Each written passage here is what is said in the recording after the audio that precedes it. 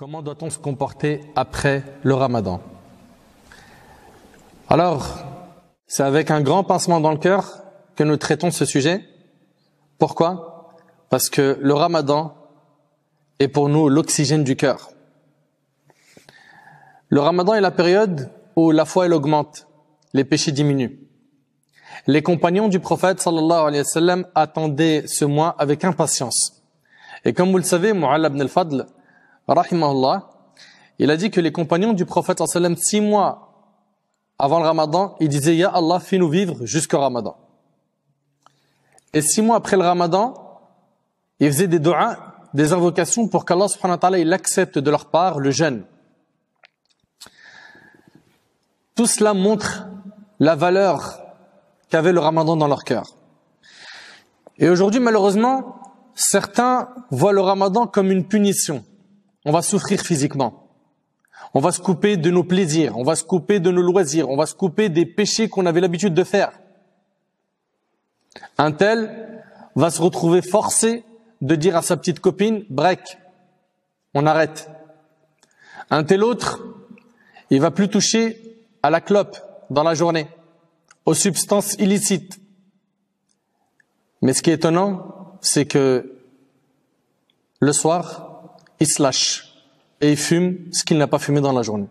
Certains vont préserver leur langue dans la journée, mais le soir, ils se lâchent.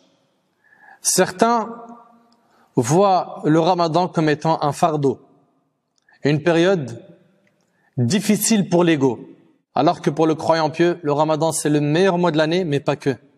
Le croyant, il aimerait et il rêverait que toute l'année soit comme le Ramadan, qu'il puisse vivre ce qu'il a vécu comme spiritualité pendant Ramadan, le lien fort qu'il a avec le Coran, les prières, le fait de faire beaucoup d'efforts, de sacrifier de ses nuits, de son temps pour se rapprocher d'Allah subhanahu wa ta'ala, pour exprimer à Allah notre amour profond qu'on a pour lui. Vous savez, le temps il passe très vite.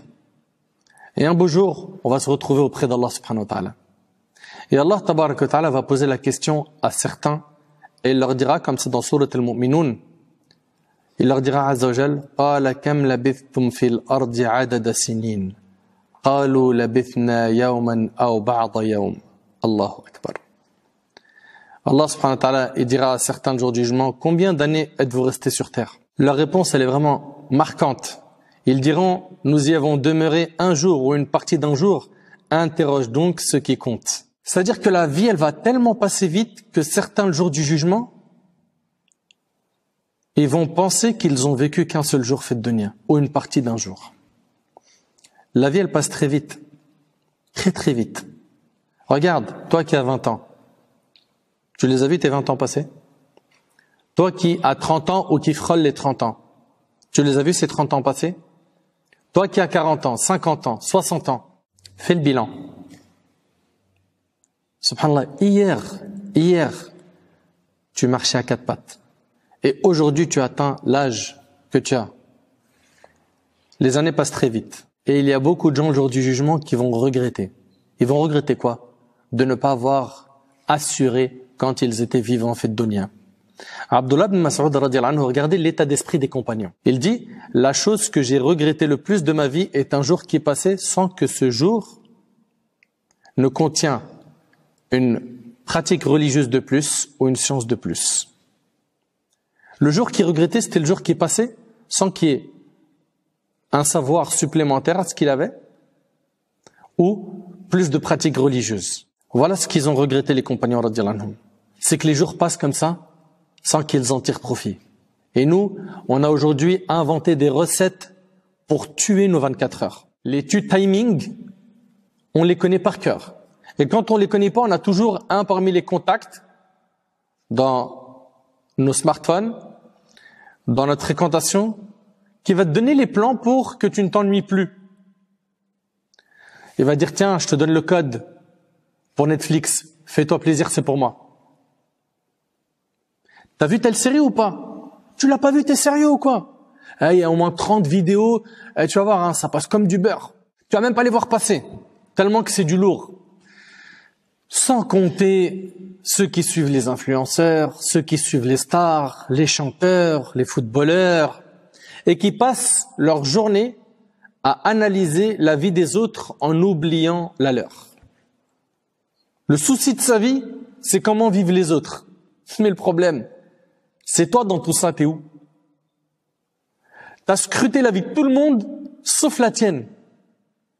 T'es capable de nous faire des reportages sur la vie d'un tel et d'une telle, ce qu'il aime manger, ce qu'il aime boire, sa couleur préférée, son dessert préféré, etc. Mais toi, ton âme qui est à l'intérieur de toi, tu ne lui accordes aucune importance. Wallahi, c'est du zulm, c'est de l'injustice. Tu as abandonné ton âme. Et cette âme, c'est soit tu l'occupes par le bien, soit Iblis, il va la piloter. Et Iblis va se retrouver à dire à ton âme, va à droite, va à gauche. Ah, t'as peur d'aller à droite? Khlas, pas tout de suite. Garde en tête qu'il faudra que tu ailles à droite. Et puis attention, ce virage à gauche, prends-le. T'as peur? C'est pas grave. Attends un petit peu. Et il est comme ça. Il est très patient pour que tu fasses un péché. Et avec nos smartphones, comment c'est rapide. Il suffit que tu sois seul avec et que tu cliques sur une mauvaise image ou que ta curiosité t'amène à cliquer sur tel et tel lien et tu te retrouves dans des vagues de péché. Après le Ramadan, il ne faut pas se laisser avoir par le diable. Vous le savez que les rebelles parmi les démons sont enchaînés. Et nous, après Ramadan, il va falloir qu'on fasse très attention à ne pas se laisser avoir par le diable. Dès que le jour de l'Eid va voir le jour, vous allez voir que les comportements des gens vont changer. Certains qui avaient des mauvaises habitudes, des mauvaises fréquentations, qui faisaient beaucoup de péchés, ils vont les reprendre immédiatement. Certains qui ont désobéi à Allah subhanahu wa ta'ala pendant Ramadan, ils vont faire pire après Ramadan. Soyons vigilants. On n'a qu'une seule vie sur terre. Et le prophète sallallahu alayhi wa sallam a dit, il n'y a de vraie vie que celle de l'au-delà. Wallahi, la vraie vie, c'est l'autre. Celle-là, là, mais c'est du mytho. C'est du mytho. Elle passe à une vitesse éclair. Elle est éphémère. Elle est remplie de faux. C'est une vie où beaucoup de gens vont s'occuper que de leur apparence. Et le rubis, le diamant qu'ils ont en eux, à savoir leur cœur, ça, on n'en a pas besoin de ça. C'est pas grave. L'essentiel, c'est de respecter les codes dictés par la société, par les gens. Ton apparence, soigne-la. Habille-toi bien, mange bien, prends des photos pour montrer que tu vis dans le confort, poste ça sur Snap, lâche ça sur Insta, exprime ta joie d'avoir fait tel pays et tel autre, et que tu as pu monter sur un éléphant, et que tu as éclaté le jet ski dans tel endroit, et que dans telle ville, tu étais à fond dans les soirées dansantes. La hawla wa la quwwata illa billah al-ali al-azim. Après le Ramadan, il faut faire un bilan. Si tu as assuré, sois constant. Si tu n'as pas assuré, reprends-toi en main vite avant de quitter ce monde. Car tant que tu en vis, alhamdulillah, la porte du repentir est ouverte. Et il y a des moments où tu peux plus te repentir. Quand c'est trop tard, quand tu vois la mort, au moment de l'agonie, comme l'a dit le prophète sallallahu alayhi wa sallam. Et ça nous rappelle Pharaon. Pharaon, il s'enorgueillit. Pharaon, il a combattu Moussa alayhi salam et les monothéistes de son époque. Il a prétendu être le seigneur des mondes. Quelle a été sa fin? Allah tabaraka wa ta'ala l'a noyé. Et il a préservé son corps pour qu'il soit un signe. Et Pharaon, au moment de la mort, il a dit quoi? Il a dit, je crois en ce en quoi ont cru les Banu Israël. Allah Azza wa Jal, qu'est-ce qu'il lui a répondu dans le Coran? Al-an wa qad asayta qabl. C'est maintenant que tu te repens quand c'est trop tard, alors que tu as été désobéissant dans le passé. Vous attendez quoi pour le repentir, pour revenir vers Allah? Que ce soit trop tard? Que vous vous retrouviez dans une situation où il est plus possible de faire marche arrière? Vous attendez qu'Allah subhanahu wa ta'ala il vous frappe d'une punition sévère où vous perdez un de vos membres ou un de vos sens, que tu perds la vue, l'ouïe? T'attends quoi pour revenir vers Allah? T'attends qu'une punition te frappe pour que tu te réveilles? Chacun d'entre nous doit se poser la question, qu'est-ce qui m'empêche aujourd'hui, moi qui ai la santé, qui est intelligent, qui jouit d'énormément de faveurs de la part d'Allah, qu'est-ce qui m'empêche de l'adorer? Pourquoi sommes-nous, pour beaucoup d'entre nous, plus égarés que les animaux? Pour quelle raison? Qu'est-ce qui te manque pour revenir vers Allah? Ce mois-là, il y a beaucoup de croyants et de croyantes qui ont mis le paquet. Lecture de Coran. Ils ont appris un peu plus sur leur religion. Ils ont écouté des rappels. Ils ont prié leur prière obligatoire à l'heure. Ils ont multiplié les prières surrogatoires. Ils ont jeûné comme il le fallait. Beaucoup de musulmans ont fait beaucoup d'efforts pendant ce mois. Et vous savez, pendant ce mois, vous avez prouvé une chose. C'est que vous êtes fort et capable. Fort et capable. Capable de vous rapprocher d'Allah subhanahu wa ta'ala. Capable de devenir quelqu'un de pieux, un bon musulman, une bonne musulmane. Vous l'avez prouvé par quoi? Par le fait de vous abstenir de manger et de boire toute la journée. Vous vous êtes privé du halal pendant plus d'une dizaine d'heures. Cela montre une chose qui frappe aux yeux. C'est qu'on est capable de lâcher le haram. On t'aurait mis, pendant le mois de Ramadan, un verre d'eau bien frais, ou une boisson fraîche, ou un fruit bien frais. Et on t'aurait dit, bois, mange. Ton réflexe, ça aurait été quoi? Ton réflexe, il est connu. Comment tu veux que je fasse ça? T'es sérieux? Allah, il me voit? Je peux pas. Impossible. Là, il y a quelque chose en toi qui est magnifique. C'est que tu ressens muraqabatullah, qu'Allah te surveille. Ça, c'est une très belle chose. Mais pourquoi est-ce que ce sentiment profond qui est dans ton cœur, pourquoi est-ce qu'il disparaît après Ramadan? Toi qui as vécu Ramadan avec cet état d'esprit, de t'écarter de manger et de boire dans la journée de Ramadan, et tu avais peur de manger et de boire, et quand tu mangeais sans faire exprès, tu posais la question, je peux continuer, comment je dois faire, etc. Pour ceux qui connaissent pas bien sûr la règle.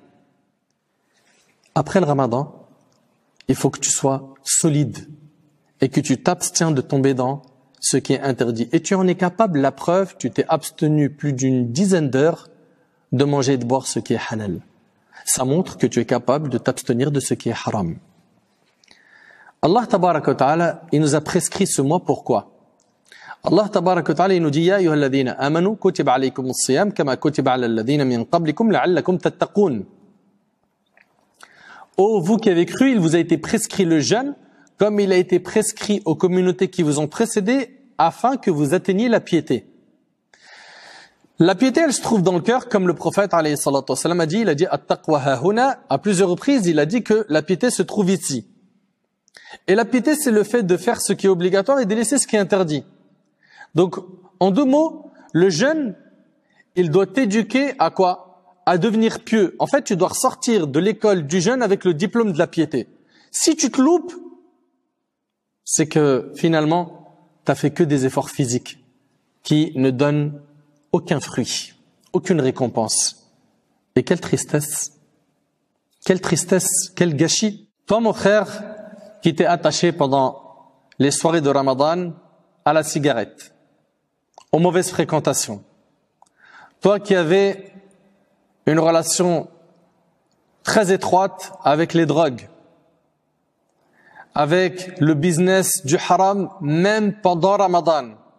Quand, dis-moi, quand vas-tu te réveiller? Quand? Si pendant Ramadan, tu saisis pas l'occasion, tu vas la saisir quand? Est-ce que ton cœur, il est mort? Et attention, hein, même si tu penses que ton cœur, il est mort, je t'annonce que la miséricorde d'Allah, tabaraka wa ta'ala, elle est infinie. Qu'Allah Azza wa Jal, bien que tu aies fait beaucoup de péchés, il pardonne.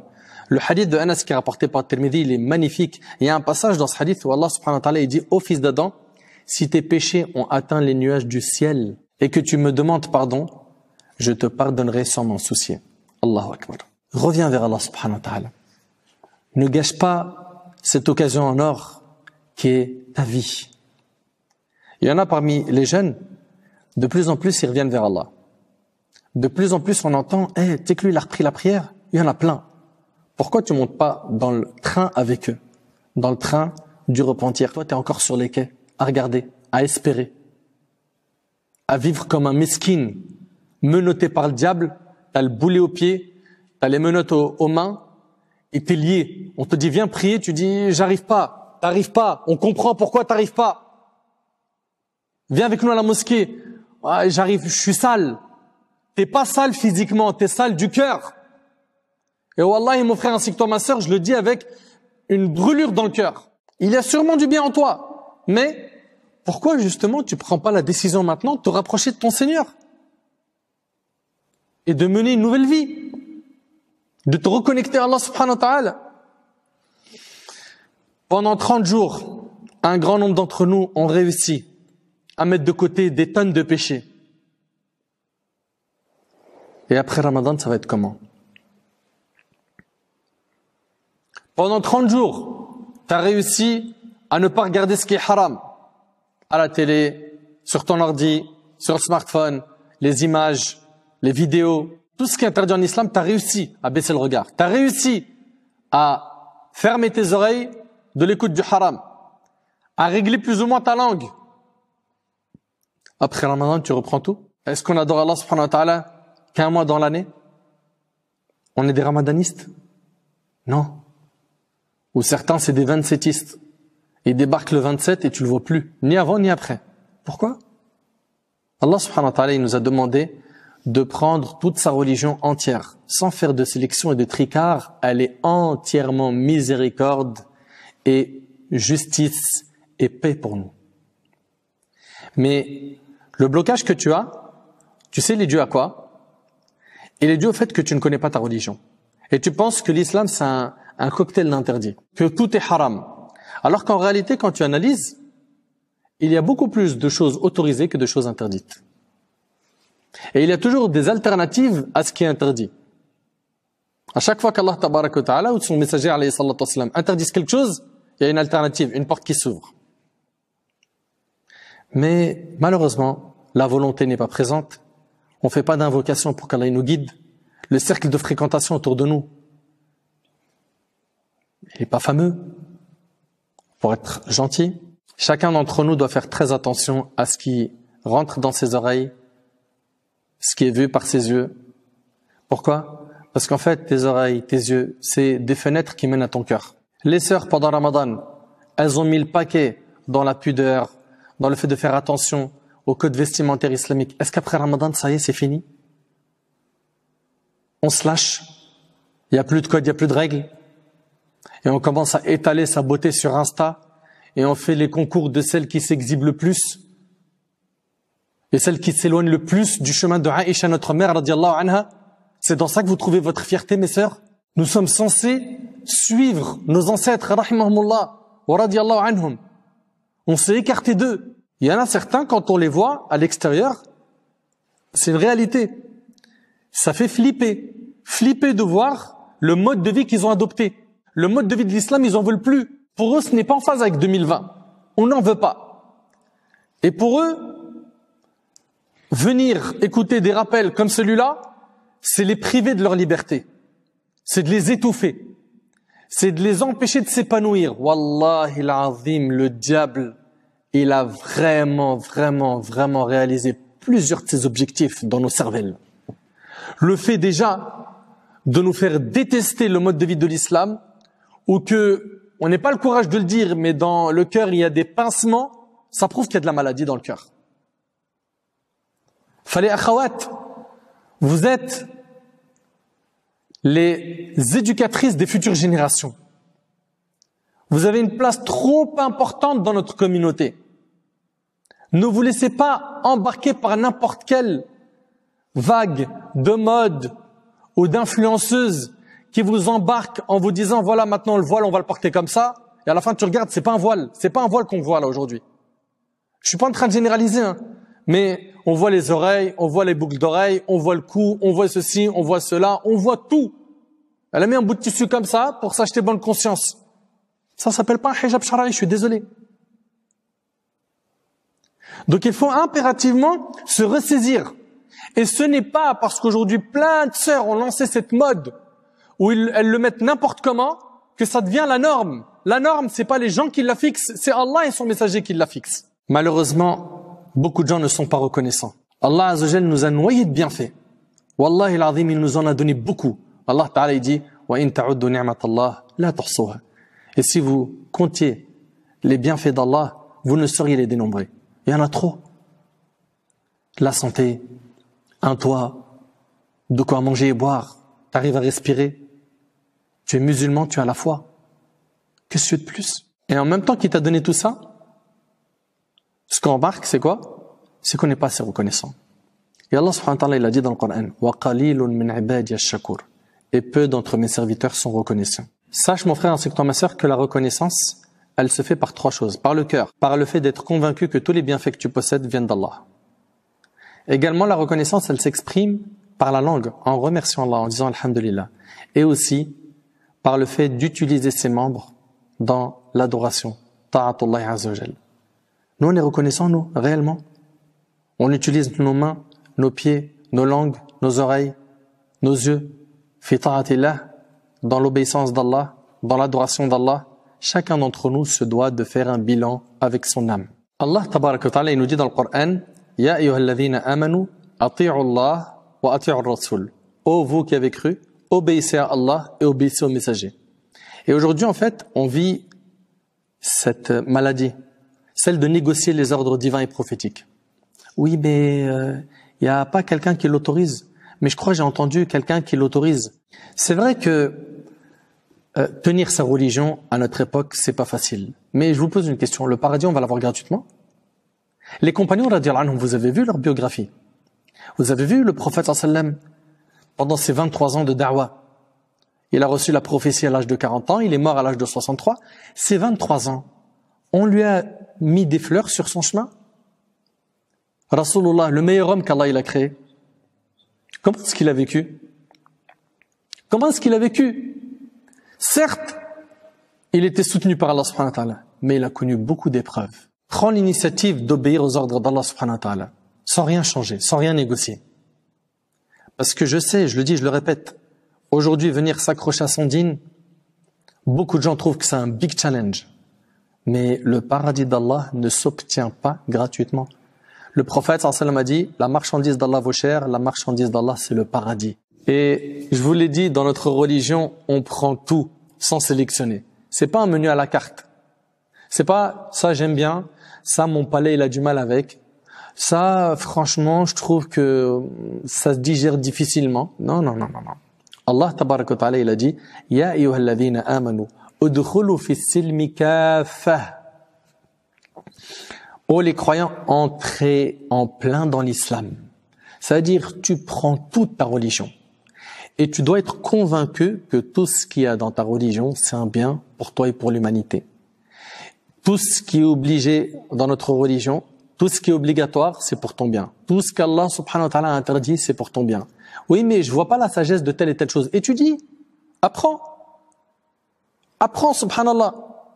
Et j'aimerais aussi qu'on fasse très attention. Quand on dit apprends, ça veut pas dire va sur Google, tape le mot-clé et cherche le premier site qui t'informe.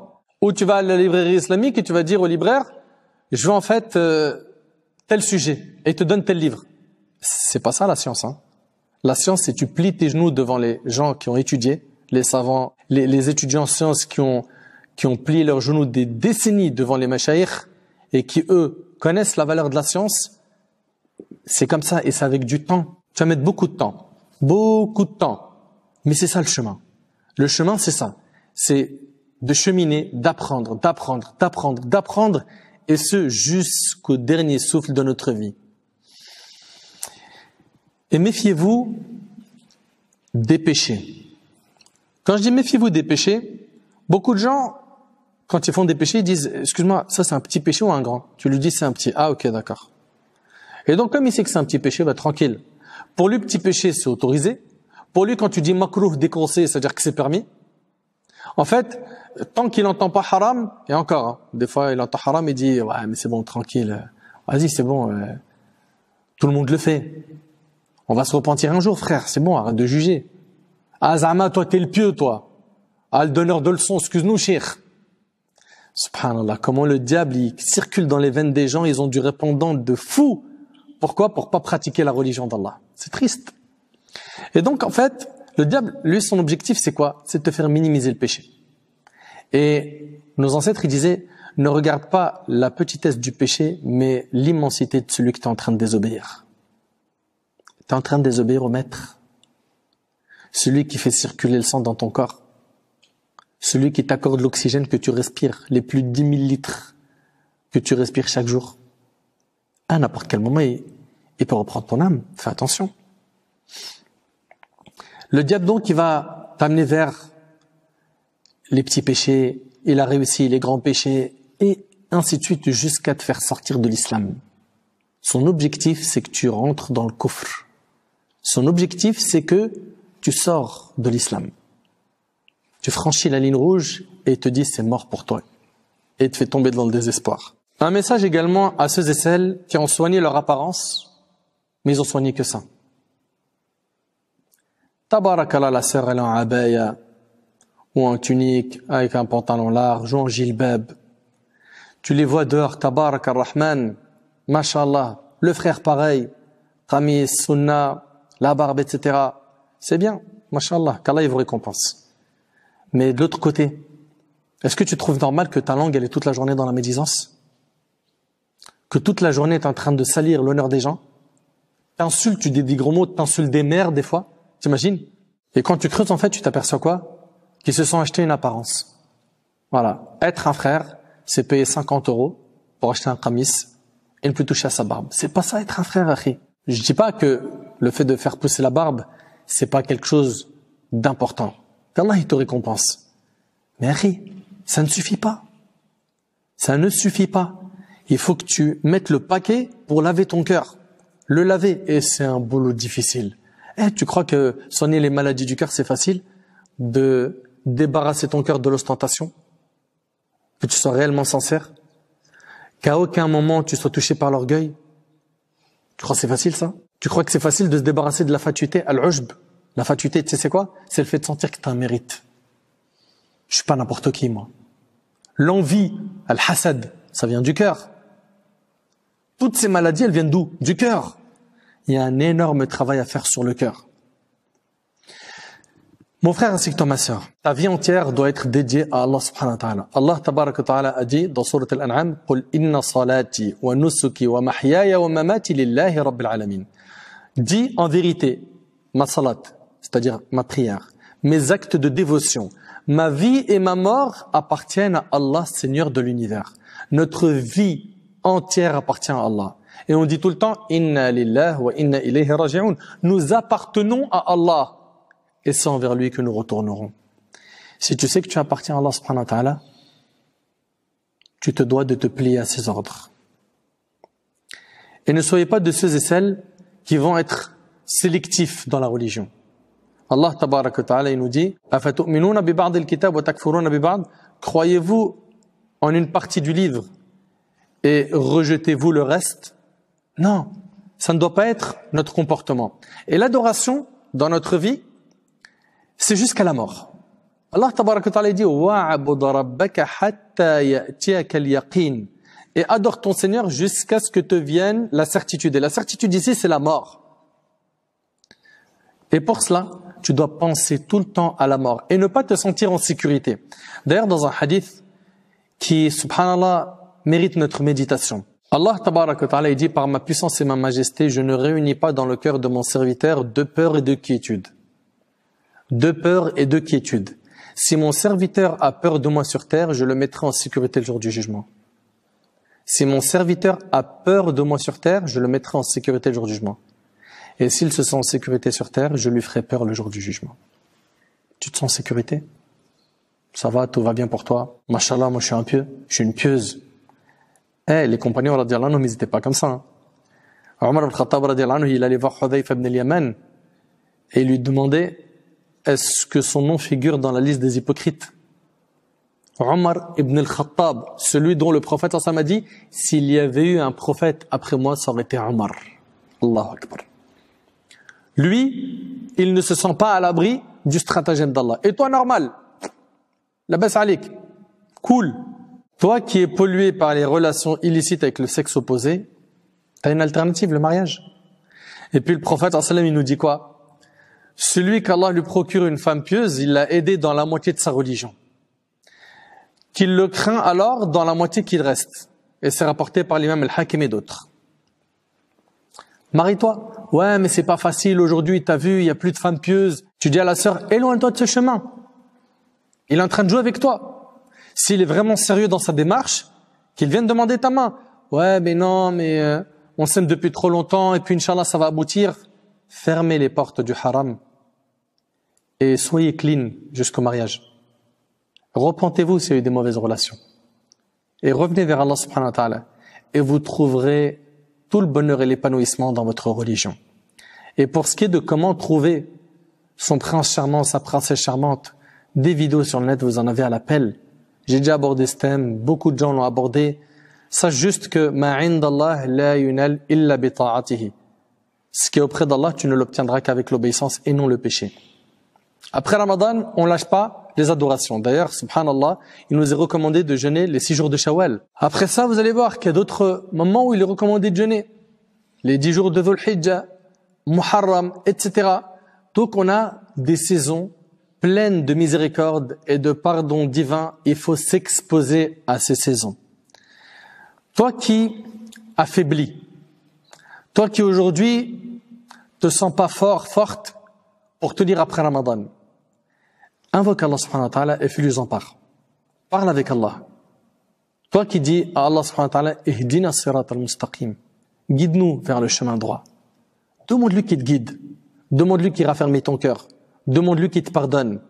Demande-lui qu'il fasse que tu sois solide, que tu faiblisses pas. Et une volonté ferme de t'accrocher à la religion. Et il faut impérativement que tu fasses le nécessaire pour fréquenter des bonnes personnes. Parce que Wallahi al-Azim, la bonne fréquentation, c'est un point ultra important dans notre religion.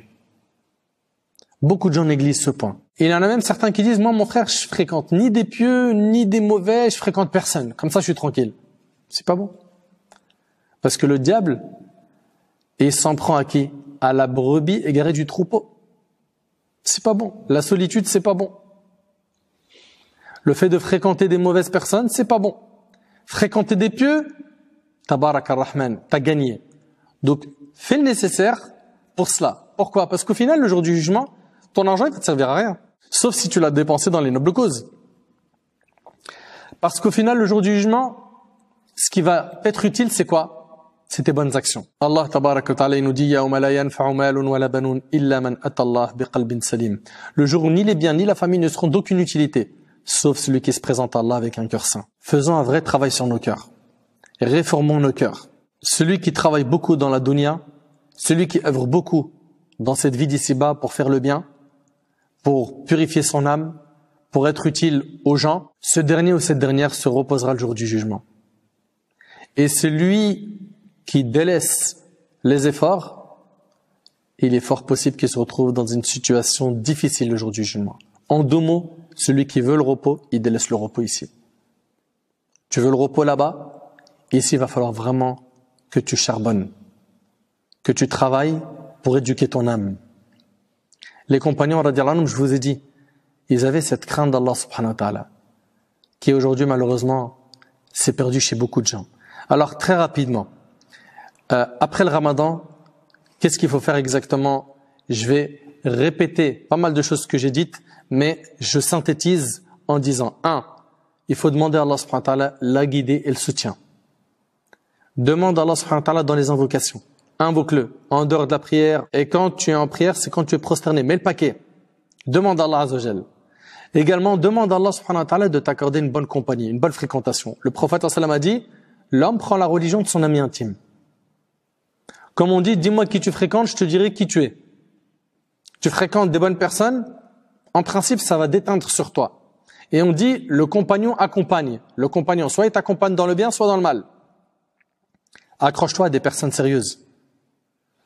Des gens qui sont vraiment investis dans la pratique religieuse, qui ont levé la barre haute dans les adorations, qui se concurrencent dans le fait de prier la nuit, apprendre beaucoup de Coran, jeûner des jeûnes surrogatoires, à écouter des rappels, à faire beaucoup de dhikr, etc. C'est ces gens-là que tu dois avoir dans ton cercle de fréquentation.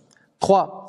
Il faut impérativement que tu apprennes la vie du prophète sallallahu alayhi wa sallam et celle des compagnons.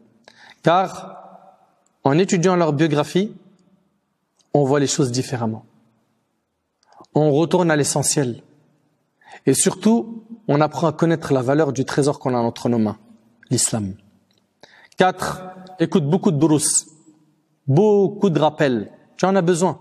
Pourquoi? Pour apaiser ton cœur, pour apprendre. Mais attention, pour apprendre, ça ne suffit pas. C'est pas, je suis abonné à la chaîne YouTube de 1, 2, 3, 4, 5 prêcheurs, c'est bon, j'apprends mon islam comme ça. Non, non, non, non, non. Là, tu es en train de t'injecter des informations. Mais l'apprentissage, c'est un professeur, tu as un cursus, tu apprends, tu as des contrôles et c'est long.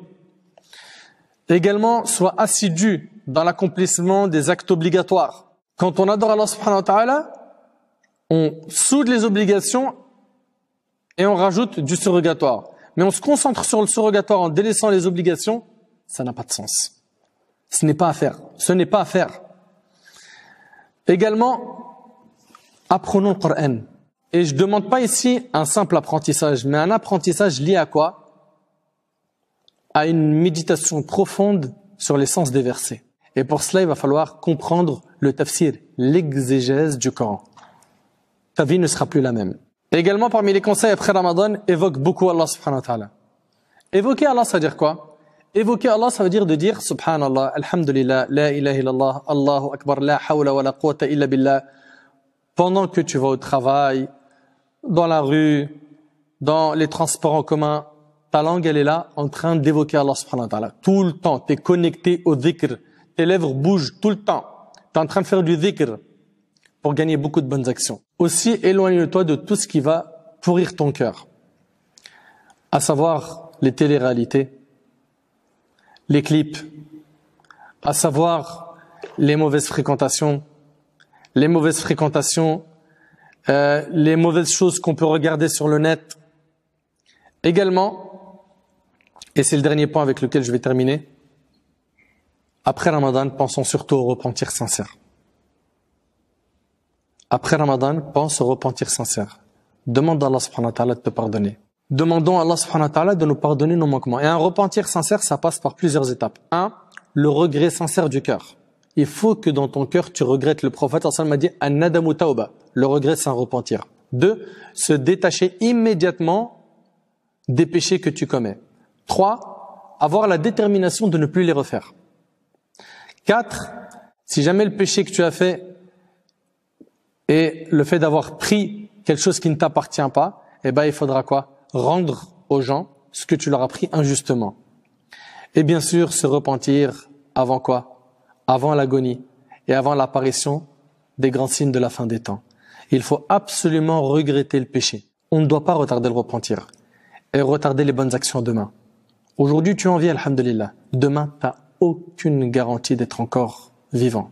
Va donc vers Allah subhanahu wa ta'ala, demande-lui qu'il te pardonne et ne sois pas comme certains perdants qui ne connaissent Allah subhanahu wa ta'ala que pendant Ramadan et après Ramadan, il n'y a plus de lien avec les adorations, qu'Allah subhanahu wa ta'ala nous préserve de ce comportement, qu'Allah azza wa jal nous donne une longue vie afin qu'on puisse savourer d'autres Ramadans, afin qu'on puisse se racheter auprès d'Allah subhanahu wa ta'ala.